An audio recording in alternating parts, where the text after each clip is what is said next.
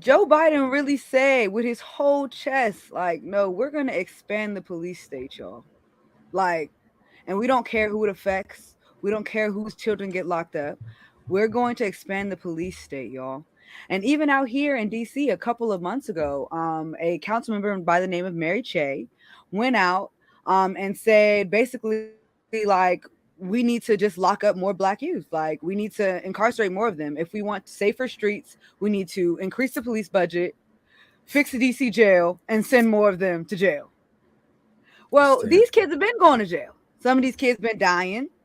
Some of these kids done lost their friends. Some of these kids aren't doing well in school because of PTSD and all different types of trauma. And the solution that not only on this local level that Councilmember Mary Che has found, but the national solution that Joe Jim Crow Biden has decided is going to be the solution is to incarcerate more black children. Is to throw them back into the very same cycle that is causing the violence and the harm that we see in our communities right now. Just That's really make that despicable. is it's just for me, I'm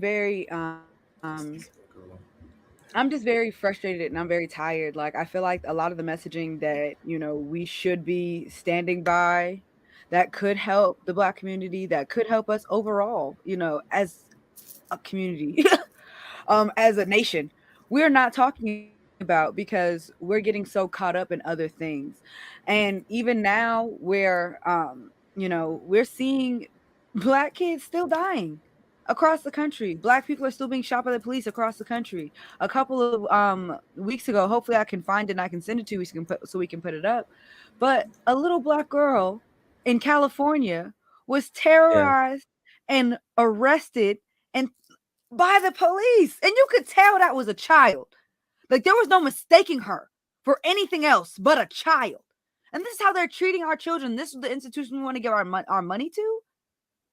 Like we cannot continue to vote for this. And one thing that I really did want to talk about today is that there are a lot of, black people on a lot of black people that did vote for Joe Biden, a lot of black people that honestly really wouldn't expect to not still want to support the Democratic Party. Like they're even them are standing up and saying like no, like this is not acceptable. Like we can't get the basic smallest crumbs. Like black Right. millennials and black Gen Zers are really getting forced back into well, we're all getting forced back into our jobs, like not working remote anymore.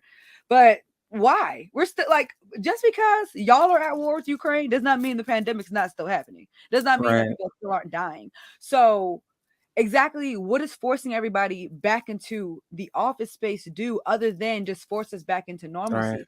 Joe Biden has not done shit.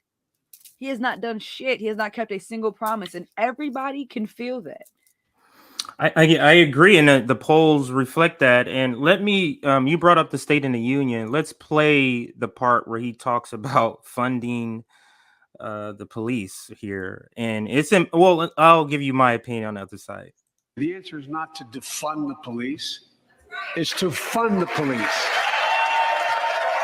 Fund them. Fund them.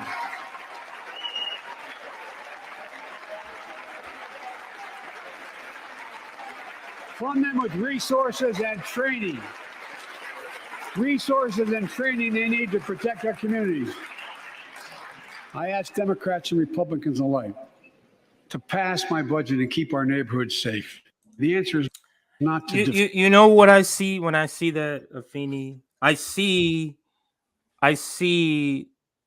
the leader of a racist nation talking to their predominantly white nation, trying to make them feel comfortable that, hey, don't worry about this.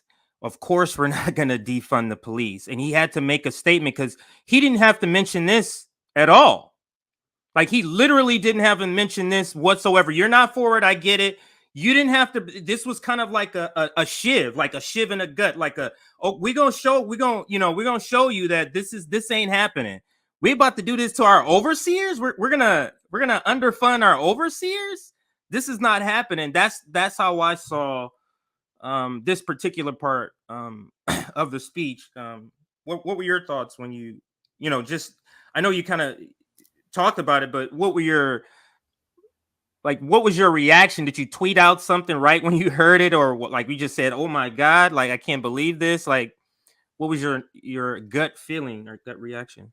So the night of the State of the Union, I didn't watch the State of the Union live like everybody else. Like I watched it the next day and I watched it twice.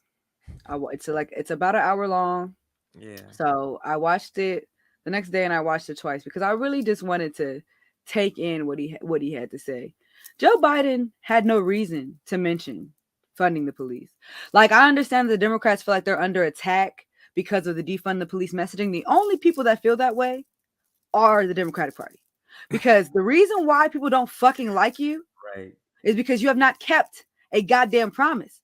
You didn't have to mention it because it's not on the front of anyone's mind except for y'all's. So you brought that up as to say what?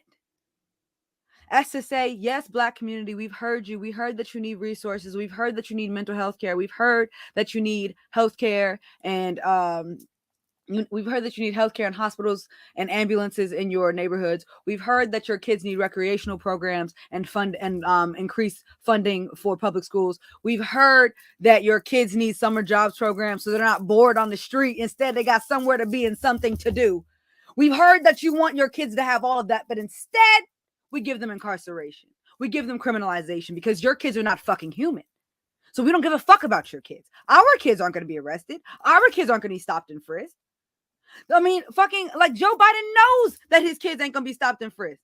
Joe Biden knows his grandbabies are gonna be stopped and frisked. All of these people know that. They know that. And Black people, like, I know people try to, like, there are Black people on the internet that say that Black people in the communities don't want an alternative to the police. Yes, the fuck they do. Yes, they do. You don't think that they want drug intervention? Yes, they do. Right. They do. It's almost like they only talk to boomers. It's like they talk to Absolutely. boomers, and that's the only opinions they put out. But I'm sorry, but go ahead. I just had to put that in there. Go ahead. No, I'm just saying, like, DC had to create a whole nother helpline specifically for non-police intervention because people did not want the police showing up to everything because they escalate every situation. When you have somebody that is overdosing, or say maybe you have somebody that's having a mental episode and they're physically violent. Yes. So instead of de-escalating the situation and bringing in mental health professionals, no, we escalate it by bringing in guns and tasers and breaking down doors. Like what? And the argument of Feeney, this argument, I'm gonna play another clip of on the View. This argument that, oh, it's just so confusing. That's why, like, at this point, Afeni, anybody still using that, it's come on. By now, you still don't know what defund the police, or how about this? Instead of saying, let's not use it, anything that somebody that doesn't understand, don't you explain it? Like if you say, like I asked you, what really exactly is mutual aid?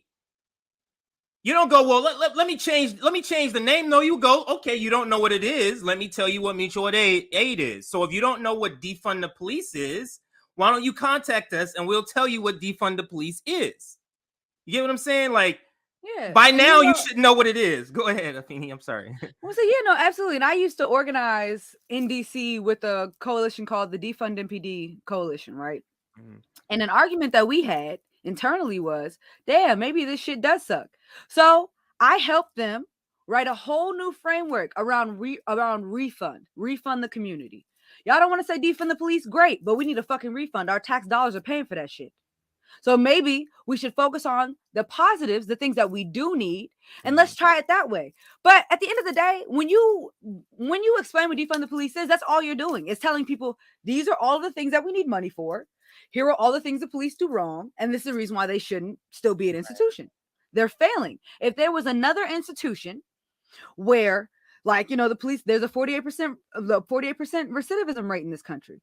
If there was another institution where they failed almost half the time, people were still going, having to go back and try again. You don't think that we would shut that shit down? Yes. Children fail one test, one statewide test. Their teacher gets fucking fired. But so you're telling me that's not a form of defunding? Get the fuck out of here. Y'all do it all the time. Y'all fund shit that y'all don't deem as necessary. If the police, I think it's like over 50% of violent crime goes unreported whatsoever. That's a failing job to me. Right. Less than 1% of rapists actually get convicted. Failing motherfucking job to me. If y'all can even find them motherfuckers at that. Like, y'all are failing. It's a failure. It's a 0. It's an E. It's an F. Whatever you need, whatever grading system we need to go by, they have failed. So how do we talk about moving to shit that we actually know works? Because there are statistics to back up the fact that housing first programs work. Drug intervention programs work.